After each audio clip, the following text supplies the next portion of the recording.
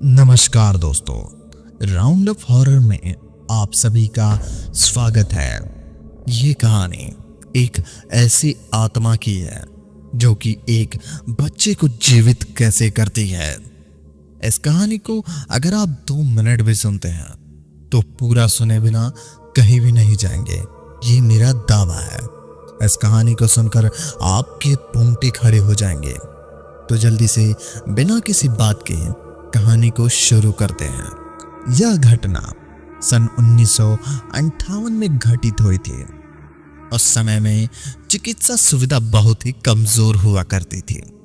UP के मुजफ्फरपुर नगर के रसूलपुर गांव के एक चौधरी गिरधर राज नाम था उनका, एक आदमी रहा भी करते थे। उनके 3 साल का बच्चा था। उसे चेचक हो गया और काफी इलाज के बाद भी वो जिंदा नहीं बच सका। रात में उसकी मौत होने से सुबह उसके अंतिम संस्कार का निर्णय किया गया।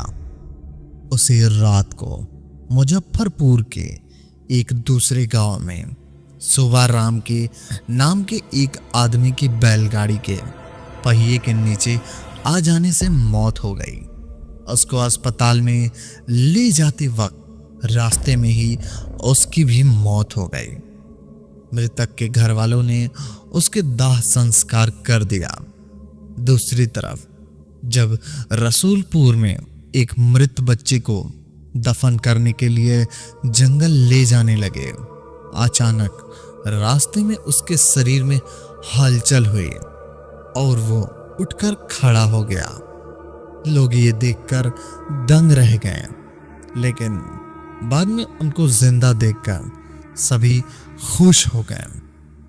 लेकिन लोगों को ये नहीं पता था कि उसे बच्चे की शरीर किसी और की आत्मा जकड़ रखा है।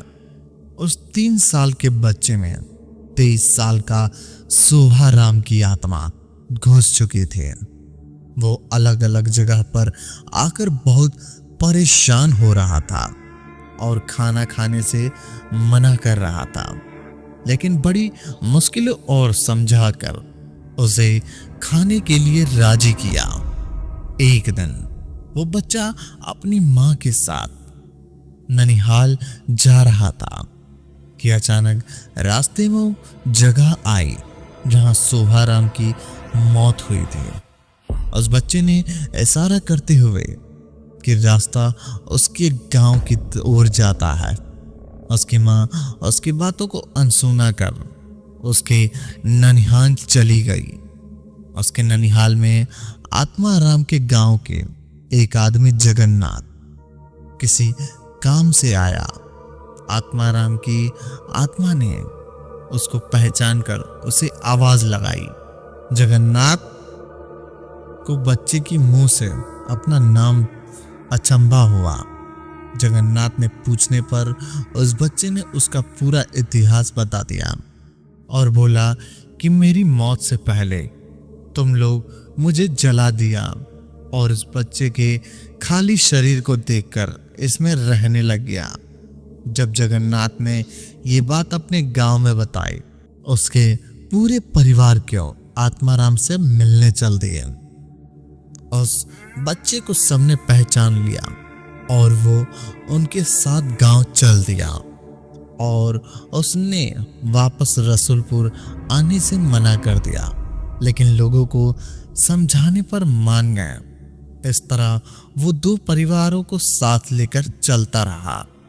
इस कहानी से हमें ये पता चलता है, यदि कम उम्र में किसी की मौत हो जाती है तो वो अपनी अधूरी इच्छाओं को पूरा करने के लिए किसी के शरीर को इसका जरिया बना सकती है।